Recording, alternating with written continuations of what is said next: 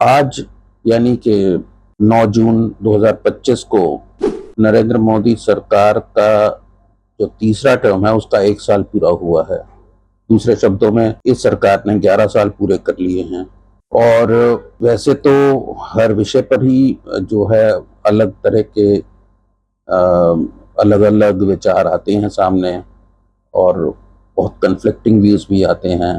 राजनीति के मामले में ये कुछ ज़्यादा ही कन्फ्लिक्टिंग व्यूज आते हैं, और भारतीय राजनीति की जहाँ तक बात है उस पर तो खैर बहुत ही ज़्यादा आते हैं।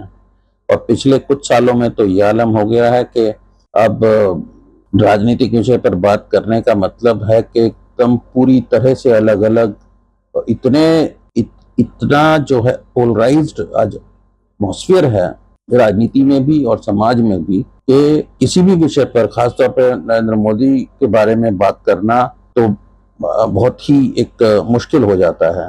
और एक तरफ तो है जिसे गोदी मीडिया कहते हैं, और जिनका काम है सुबह शाम भक्ति करना मोदी जी की और बीजेपी आरएसएस की, इनकी सरकार की सारी पॉलिसीज की, सही या गलत पॉलिसीज जो भी हैं, जो भी करते हैं।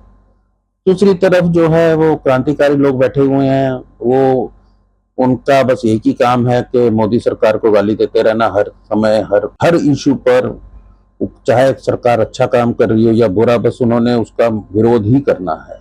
अब वो एक बहुत बड़ा सेक्शन नहीं है लेकिन बहुत ही प्रखर वो है मीडिया, और उसका बस यही काम है कि बस क्रिटिसाइज करते रहो सरकार को, बीजेपी, आरएसएस। बहुत कम लोग हैं हमारे देश में जो कि एक ऑब्जेक्टिव, इम्पार्शियली, बिना किसी वास्तविकता को बयान कर सकते हैं। उनमें से एक मैं हूं, रविशंकर कपूर। मैं पहले तो अच्छी बातें गिनाऊंगा इस सरकार की जो हैं, और 2 महीने पहले शायद किसी और क्रम में मैं शुरू करता अच्छाइयों का, लेकिन अब जो है ऑपरेशन सिंदूर के बाद मैं ये कहूंगा कि सैन्य तौर पर जो मोदी सरकार ने काम किया है हमारे देश की रक्षा सुरक्षा को सुदृढ़ करने के लिए, मजबूत करने के लिए, उसमें इसे 100 में से 100 नंबर मिलने चाहिए। 100 नहीं तो 80-90 तो मिलने ही चाहिए। बहुत ही अच्छा काम किया है, खासतौर पर जब बालाकोट में हमारी कमजोरी रही। हमें, मैं तो मानता हूं कि हम बालाकोट वाला जो कांड हुआ था 6 साल पहले, उसमें पाकिस्तान का पलड़ा भारी रहा था, लेकिन उसके बाद से, या शायद ना रहा हो वो मामला, मैं इसके बारे में नहीं कहता, लेकिन उसके बाद जो है ऑपरेशन सिंदूर में तो भारत ने पूरी तरह दिखा दिया कि हम कितने भारी पड़ सकते हैं पाकिस्तान पर। ये सीज फायर जो हुआ या सेसेशन ऑफ हॉस्टिलिटी जो भी कहिए, जो भी हुआ वो बहुत जल्दी हुआ, नहीं होना चाहिए था इतनी जल्दी, 2-3 दिन और चलता। और लेकिन उसके बावजूद इसमें तो दो राय हो ही नहीं सकती कि हमारा जो है सैन्य तौर पर हमने पाकिस्तान को धूल चटा दी थी। और ये सिर्फ जो है एयरफोर्स का, मतलब ये ऐसा नहीं था एयरफोर्स के ऊपर ध्यान, पूरी तरह से पूरी जो मिलिट्री का इकोसिस्टम है, और उसमें सिर्फ ये चीज नहीं है कि साहब ये हमने जो हवाई जहाज कुछ अच्छे खरीद लिए थे राफेल, या हमने जो है मिसाइलें कुछ ले ली थी जी, कुछ ये डीआरडीओ वाले भी काम कर, ये पूरा इकोसिस्टम, एक पूरा ही बहुत ही इंटीग्रेटेड सिस्टम तैयार किया गया पिछले 11 सालों में, और लेकिन पिछले कुछ 5-6 साल में तो खास तौर पर। और सिर्फ ये प्रोक्योरमेंट नहीं कि खरीदारी बढ़ी, देखिए खर्चा सेना पर कोई बहुत ज्यादा नहीं बढ़ा है, परसेंटेज टर्म्स में 4-5% ही हर साल बजट में ग्रोथ, उसका इस्तेमाल बहुत अच्छी तरह किया गया है। दूसरी चीज इसमें यह है कि जो मोदी सरकार ने जो प्राइवेट सेक्टर को जो बढ़ावा दिया है वो बहुत ही, मैं तो कहूँगा, प्रशंसनीय है, और ये हमारी देश की अर्थव्यवस्था को भी फायदा पहुंचाएगा, पहुंचा रहा है, पहुंचाएगा, और आत्मनिर्भर का तो बात है ही। ये तो रही मिलिट्री की बात, तो मिलिटरीली एक्सीलेंट, फ्लाइंग मार्क्स।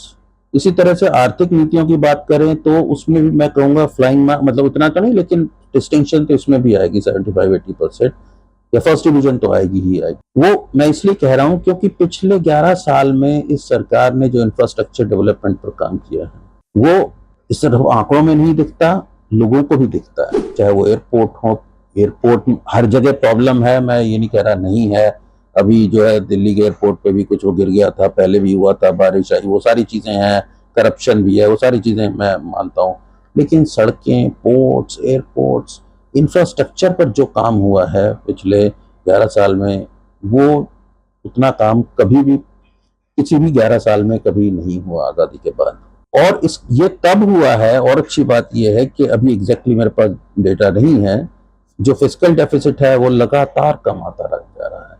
और फिस्कल डेफिसिट मतलब जो सरकारी खर्चा और सरकारी आमदनी, उसके बीच का जो गैप होता है उसे फिस्कल डेफिसिट कहते हैं, वो कम हो रहा है। दूसरा होता है रेवेन्यू डेफिसिट, यानी कि जो सरकारी जो खर्चे होते हैं जो कि कभी कम नहीं हो सकते, मतलब जो सैलरीज और इस तरह का जो खर्चा है।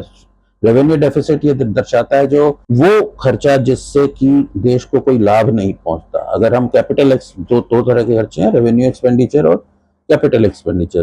कैपिटल एक्सपेंडिचर हुआ कहीं अगर सड़क बनाने पर खर्चा किया गया कोई, तो वो एक एसेट बना हमारा, तो हमारा कैपिटल एक्सपेंडिचर होता है।